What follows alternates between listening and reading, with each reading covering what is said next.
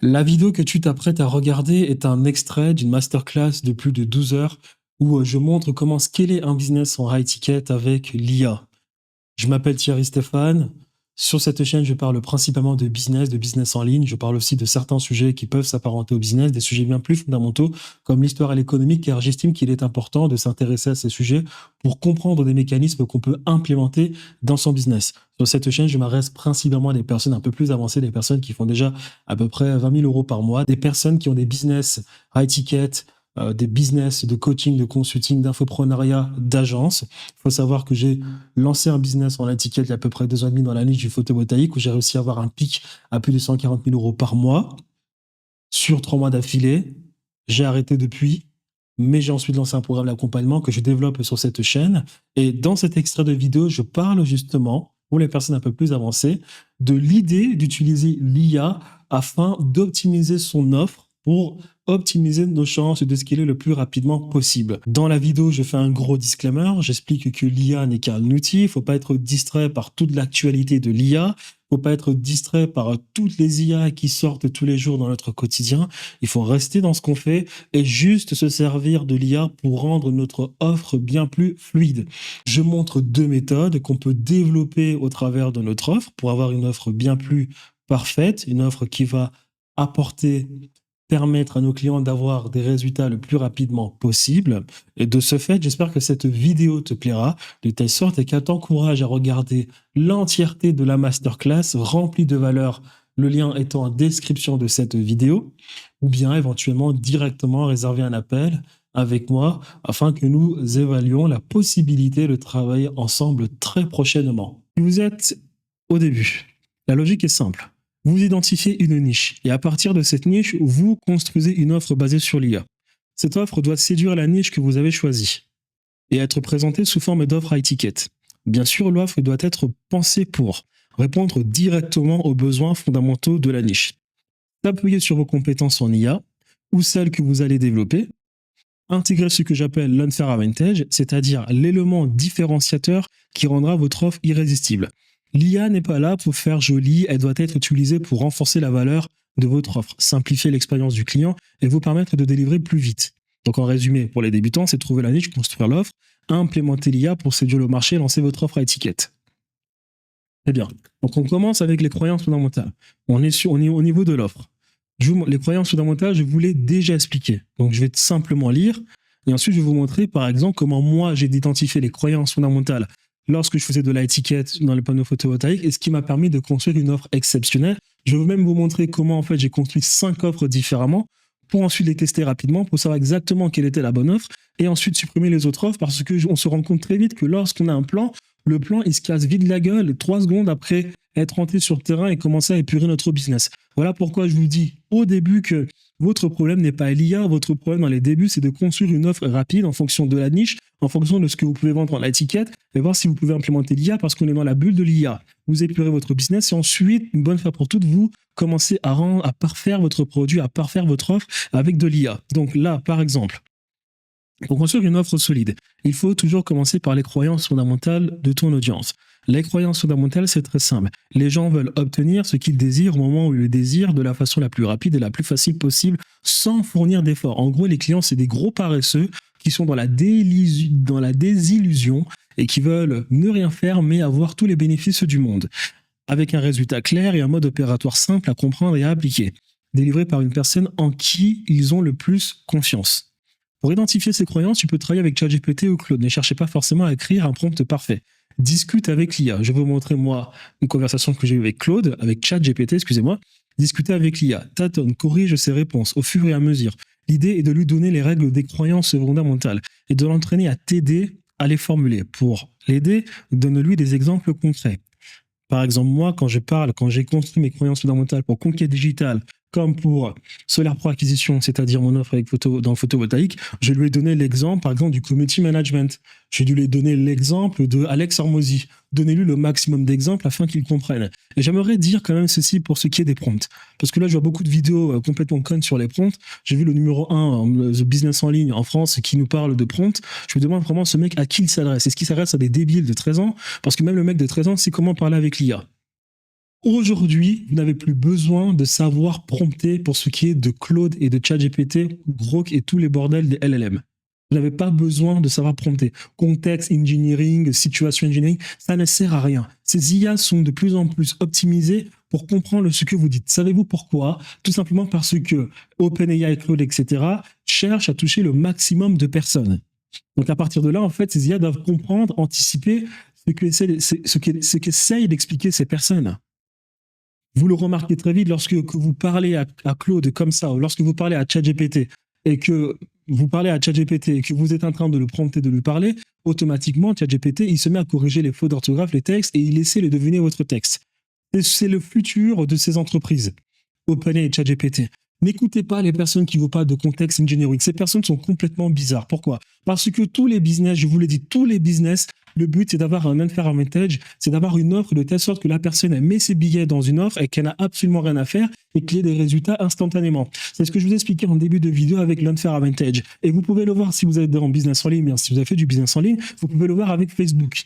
Facebook, par exemple, il y a en 2016, Facebook, c'était maîtriser le CPM, le CTR, le CPC, maîtriser les lookalikes, etc., de savoir exactement comment extraire une audience qui a trouvé vos publicités durant 180 jours pour ensuite directement chercher à targeter une nouvelle audience, etc. On fait de l'optimisation, on fait des stats, nanana, on a très peu de publicité, c'était un truc de geek.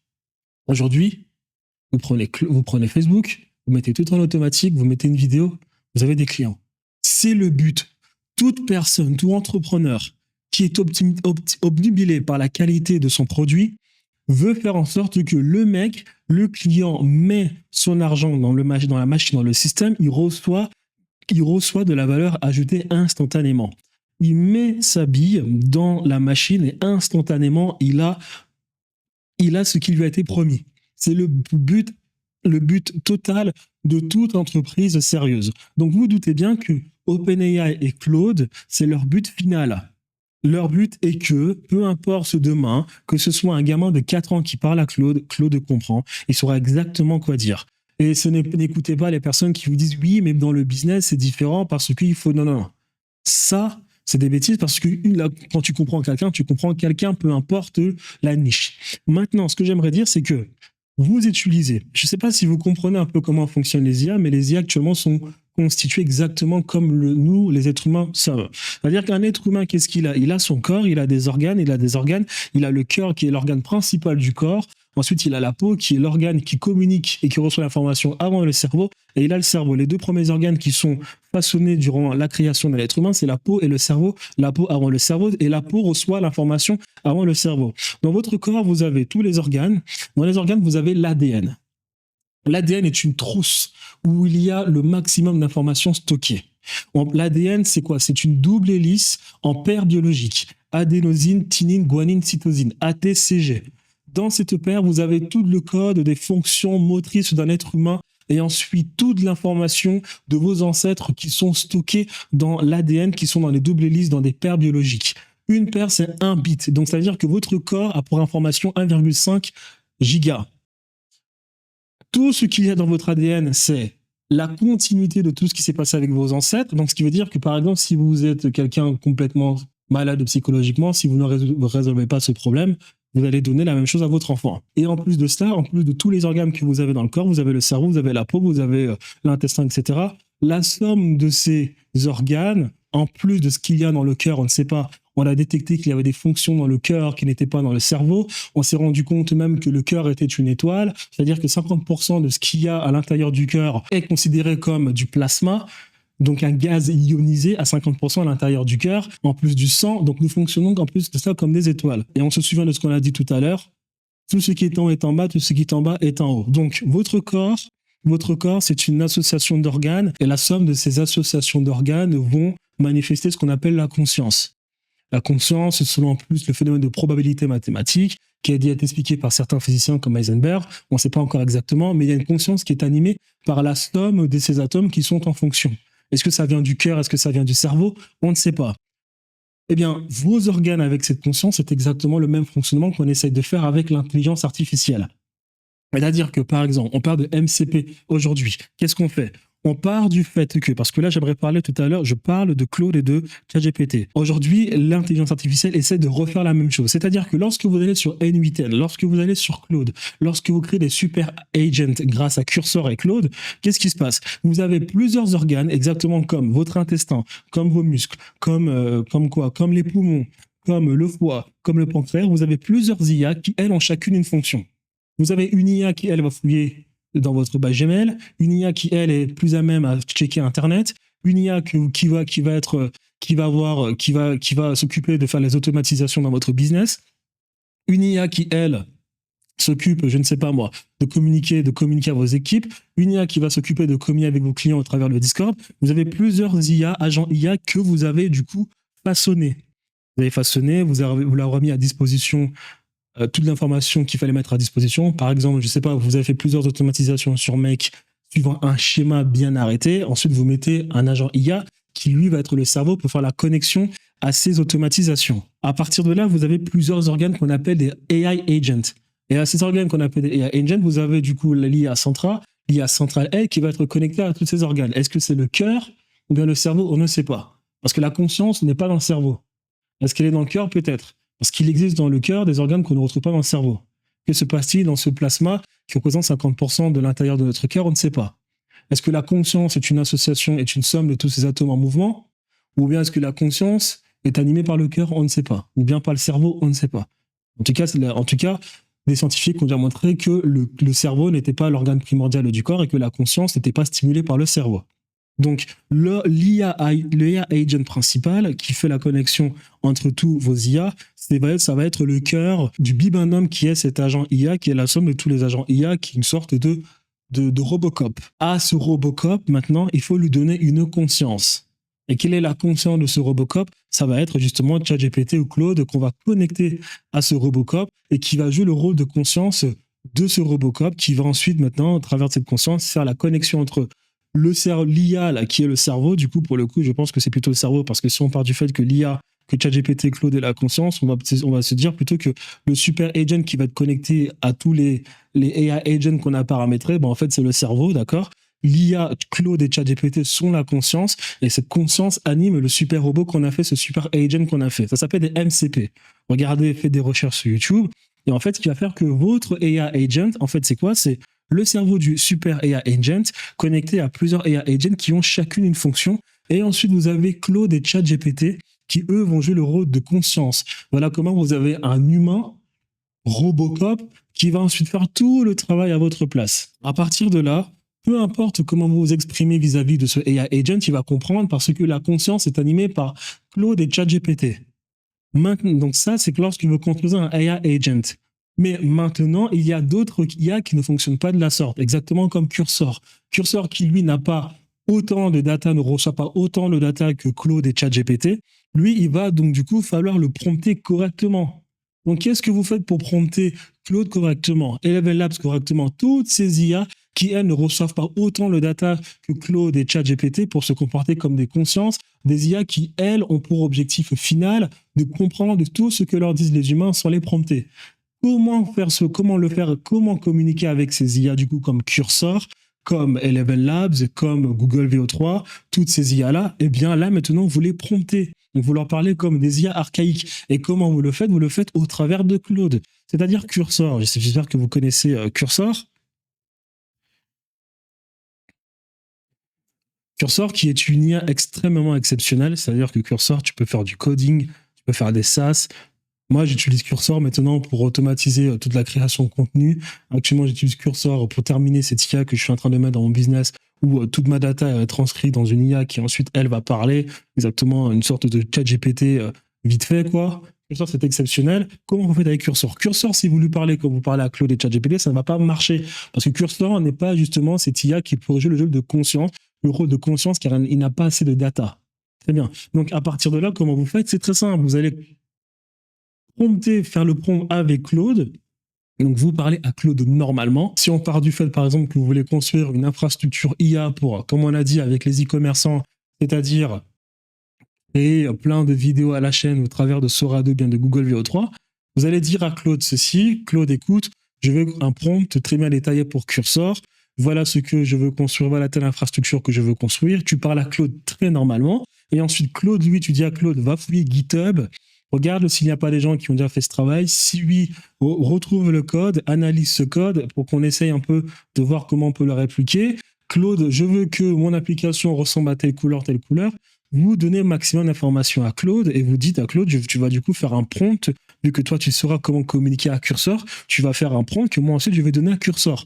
Avant de donner à Cursor le prompt, vous checkez avec Claude, vous analysez, vous regardez une fois, deux fois, trois fois, alors ça modifie à ce niveau-là, modifier à ce niveau-là, modifier à ce niveau-là, Claude va modifier, faire un prompt ultra détaillé en parlant en langage de machine, c'est-à-dire en code binaire à Claude, à Cursor, et Cursor va directement comprendre comment bien, et Cursor va directement comprendre ce que vous essayez de l'expliquer. Donc, ce qui veut dire qu'au lieu de, comme un con, de savoir faire du context engineering, non, si vous voulez parler à une IA, vous passez par les IA qui, elles, reçoivent tellement de data et qui sont des IA de conscience, comme Claude ou bien ChatGPT, ou promptez avec ces IA-là, vous promptez avec Claude et ChatGPT pour parler à des IA comme Cursor ou Eleven Labs. Mais lorsque vous souhaitez parler à ChatGPT ou à Claude ou à Grok, vu que c'est des IA qui sont tout le temps en train de collecter de la data, vous n'avez pas besoin de faire du context engineering ou toutes ces conneries. Donc on peut revenir, maintenant qu'on sait comment parler à ChatGPT et Claude. Pour identifier ces croyances, tu peux travailler avec ChatGPT et Claude. Ne cherche pas forcément à écrire un prompt parfait, discute avec l'IA. Tâtonne, corrige ses réponses au fur et à mesure. L'idée est de lui donner les règles des croyances fondamentales et de l'entraîner à t'aider à les formulaire. Pour l'aider, donne-lui des exemples. Voilà. Donc, une fois que tu as ces croyances, tu peux les transformer en offres irrésistibles. Exemple. Imaginons que ton audience soit composée de coachs en relation parent-enfant.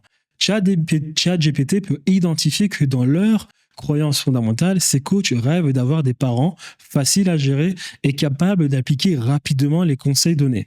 À partir de là, tu construis ton offre en disant à tes coachs, nous savons que vous recherchez des parents réceptifs et impliqués. Voilà comment notre accompagnement vous aide à trouver ce type de client. Donc, lorsque vous construisez votre offre, cherchez toujours les croyances fondamentales de votre client, parce que dire à votre client que vous comprenez parfaitement ses problèmes, et je me répète encore, on a dit qu'il fallait être sûr, et il fallait montrer à notre client qu'on connaissait ses problèmes et que le client soit sûr que vous le comprenez. N'oubliez pas que cela est une question que j'ai mis dans la niche, très bien. Si vous êtes capable de montrer dans votre marketing que vous comprenez parfaitement son client, parce que vous lui dites que voilà les croyances fondamentales de ton client, voilà ce qu'il recherche, voilà exactement ce que tu penses de ton client, voilà exactement ce que tu aimerais que ton client, ce à quoi il ressemble, il va forcément se dire, mais putain, ce mec, il comprend exactement tout ce que ce mec peut m'aider. Voilà pourquoi il est important que vous identifiez les croyances fondamentales de votre client, mais les croyances fondamentales aussi du client de votre client.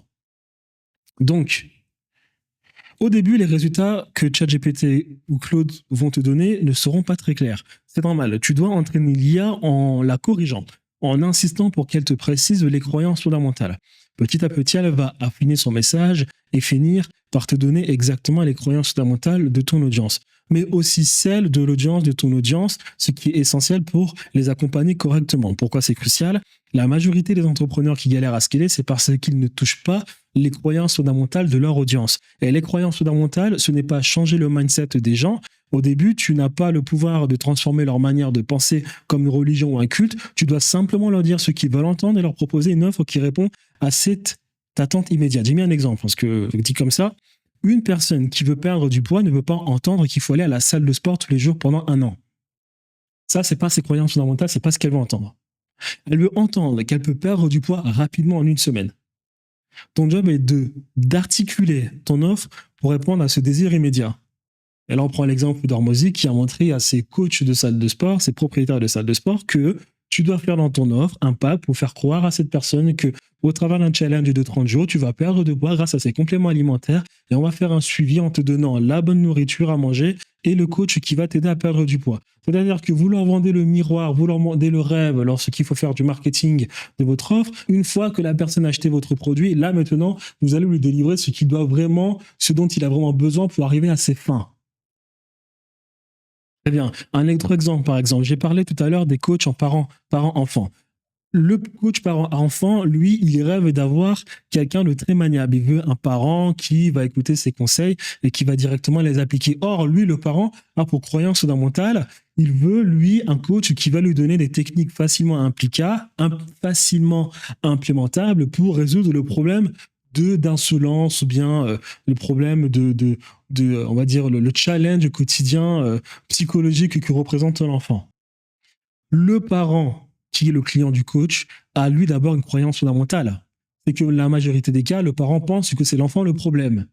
Et si le coach, lui, détecte qu'en réalité le parent c'est le problème, le coach, lui, le consultant, le thérapeute, ne va pas faire son marketing en disant écoutez monsieur, écoutez madame, le problème c'est vous, c'est pas l'enfant. Non, il fait du marketing en disant d'abord que nous connaissons vos croyances fondamentales, messieurs, mesdames et messieurs, nous savons que l'enfant est le problème, vous en avez marre de votre enfant, il fait des bêtises, on a la solution pour régler le problème. Il faut dire en marketing ce que les gens veulent entendre. Il faut dire en marketing, il faut renforcer le sentiment, le biais de confirmation de ces personnes en marketing. C'est comme ça que ces personnes vous écoutent. Même si c'est elle en réalité le problème, il faut d'abord leur dire ce qu'elles veulent entendre. Ensuite, une fois que le parent a signé pour travailler avec le consultant, il analyse la situation, il lui dit alors oui, peut-être que l'enfant est un challenge, mais vous, peut-être qu'il faudrait peut-être faire certains efforts à ce niveau-là. Parce qu'au début, le problème le plus important dans le business, c'est la vente. Il faut faire la vente. Il faut signer la personne. Donc à ce niveau-là, on leur dit tout ce qu'ils veulent entendre. À partir du moment où on sait que notre offre est solide, à partir du moment où on sait comment on va communiquer, on sait comment on va délivrer notre offre pour lui apporter la vraie solution à notre client, on lui dit tout ce qu'il veut lui entendre pour ensuite lui dire avec du tact, écoutez monsieur, voilà, on a analysé ça, on va mettre cela en place comme promis, mais en plus de cela, je pense que là, on pourrait faire un effort de votre côté pour voir peut-être que c'est vous le problème, vous le parent, donc on va arranger ça. Votre enfant, oui, le problème, donc pour votre enfant, vous inquiétez pas. Votre enfant, que l'enfant soit le problème ou pas, vous inquiétez pas, on va mettre en place tel programme d'accompagnement pour l'enfant, on va lui mettre en place tel jeu, etc., etc., etc., etc. C'est comme ça que vous communiquez avec votre parent, avec votre client et les clients de votre client au travers des croyances fondamentales. Je vous montre un exemple.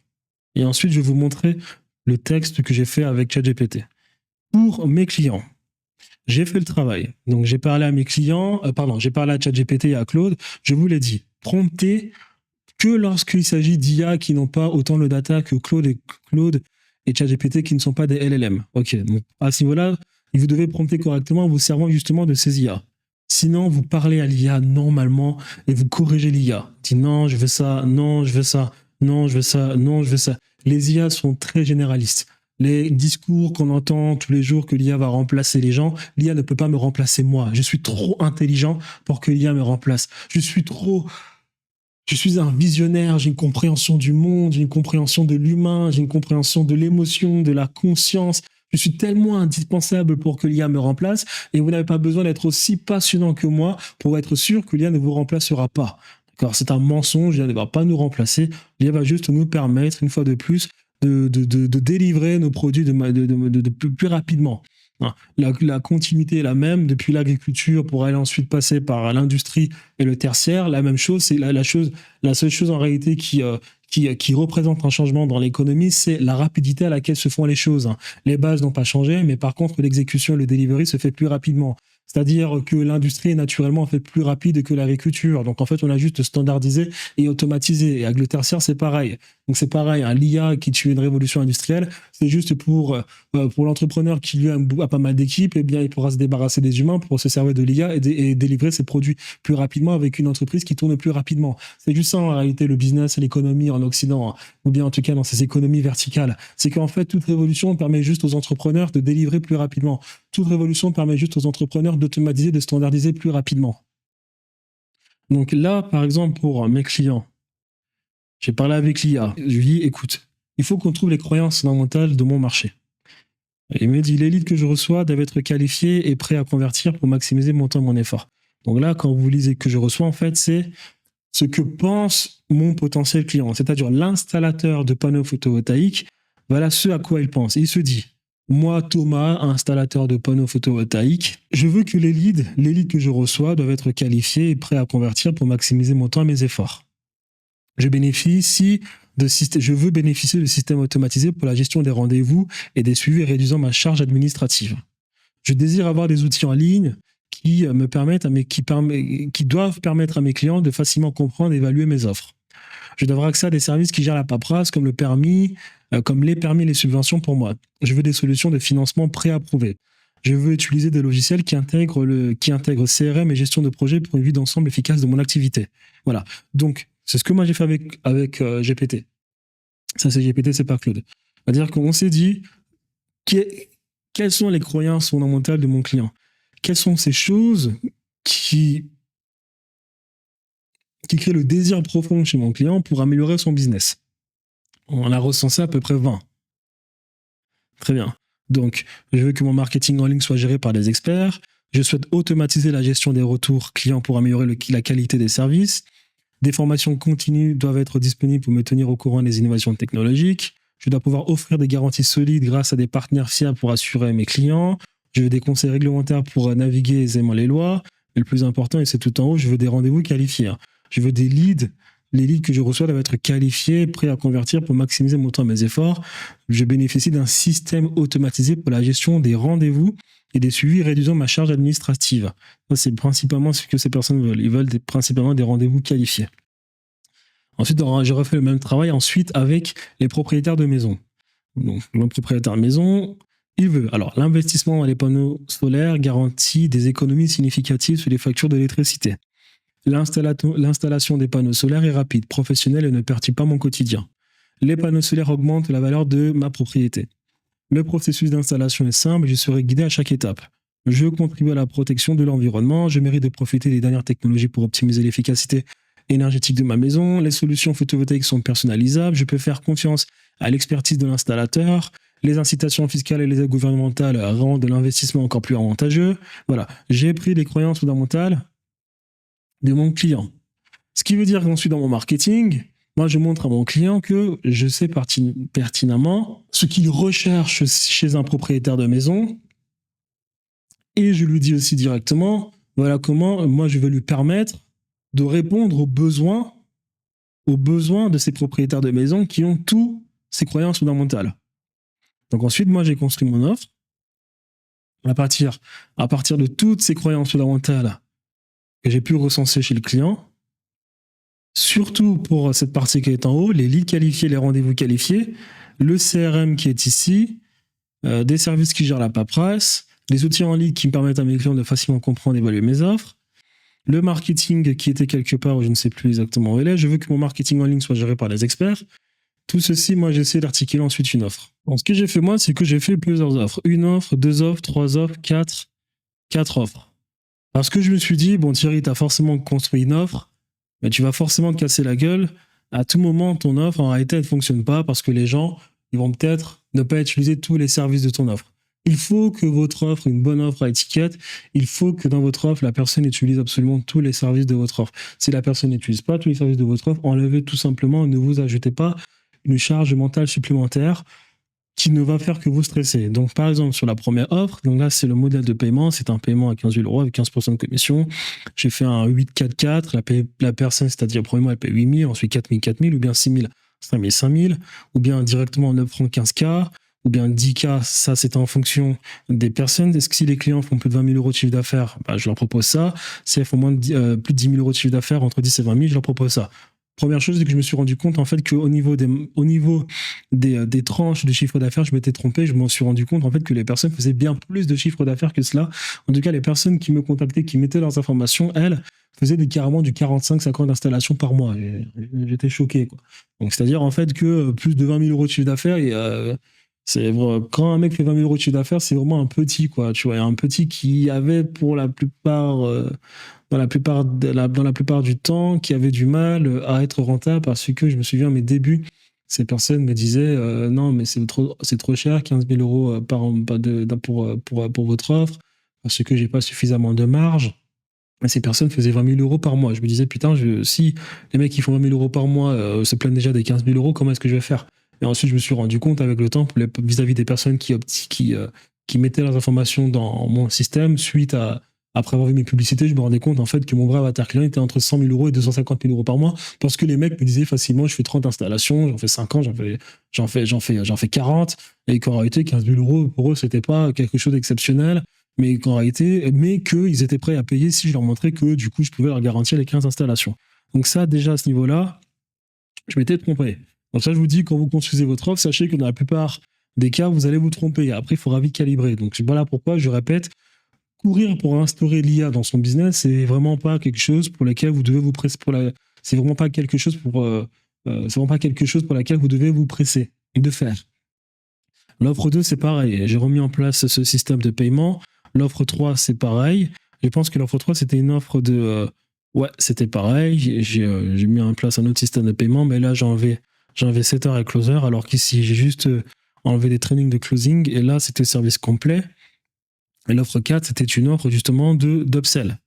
Donc, ici, ensuite, en fonction de ce que voulait le client, surtout ça, ce qu'il voulait ici, leads que je reçois doivent être qualifiés, je bénéficie de systèmes automatisés et le marketing, je me suis surtout basé sur ça. Je n'ai pas tout mis parce que il y a trop de trucs, quoi. Je me suis concentré sur les choses les plus importantes. Donc, c'était principalement les 3 premières choses. Donc, je vous ai dit, dans votre offre, vous faites quelque chose de systémique, vous n'êtes pas obligé de tout mettre, mais vous pouvez ajouter le maximum de bénéfices pour permettre au client de se rapprocher le plus possible de sa situation désirée. C'est-à-dire ici, vous, votre client, il va arriver ici, par exemple, il va arriver là. Ça, c'est tous les services que vous lui offrez, on va dire. Il va arriver là. Eh bien, plus vous ajoutez des services qu'on pourrait considérer davantage, et plus le client a de chances d'arriver là. On est d'accord. Moins il y a de services, moins il a de chances d'arriver là. Mais si vous avez suffisamment de services pour que le client soit satisfait du prix que vous proposez et qu'il se dise que vous allez vraiment pouvoir l'aider, et ben, si par exemple là j'ai mis 1, 2, 3, 4, 5, 6, 7, 8, si par exemple 4 de ces 8 avantages peuvent vous permettre de convaincre vos clients facilement que ces 4 avantages vont lui permettre d'atteindre les 50K par mois, bah, n'essayez pas plus que ça, d'ajouter plus d'avantages que ça.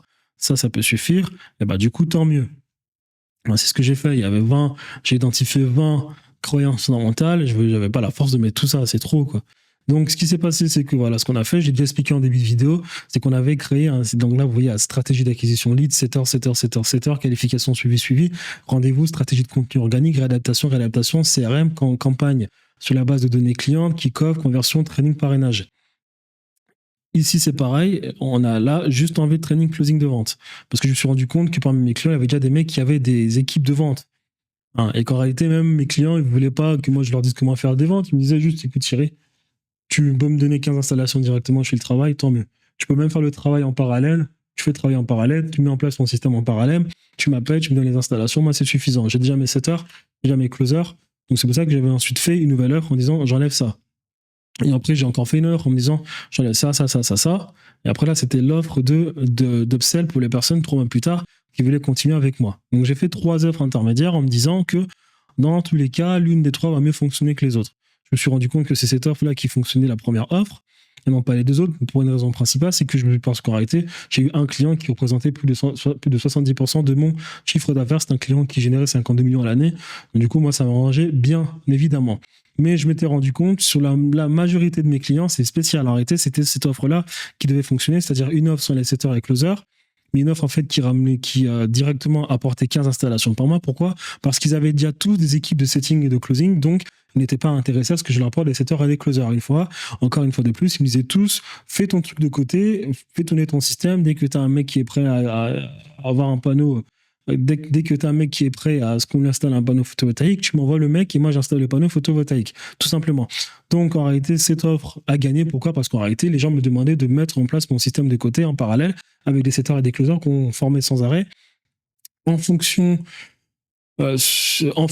du comment dire cela, en tenant compte du fait que mes clients communiquaient, me donnaient leurs templates, m'expliquer à peu près ce dont ils avaient besoin, comment se comportait le client, ce qu'il fallait savoir dans leur marché. Moi, en fonction de cela, me donner leur texte de vente, et en fonction de cela, nous, on formait nos setters. C'était extrêmement fatigant, mais bon. Voilà. Donc, en réalité, c'était l'offre 1 qui a fonctionné.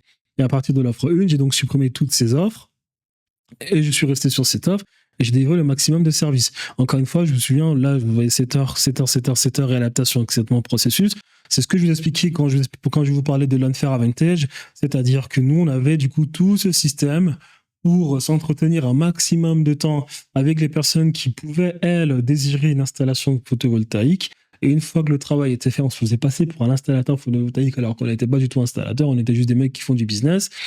Et dès qu'on était sûr que ça allait bien se passer, ensuite on la mettait dans une liste. La liste, on la donnait à nos clients. Et les clients, ensuite, eux, ils n'avaient pas beaucoup de choses à faire. Et c'était leur closer à eux qui faisait la vente rapidement, tac, tac. Le mec, ils avaient du coup leur technicien qui installait leur panneau photovoltaïque. Je vous ai déjà expliqué que c'est exactement pareil pour les community management, comme à peu près le business de Hormozy.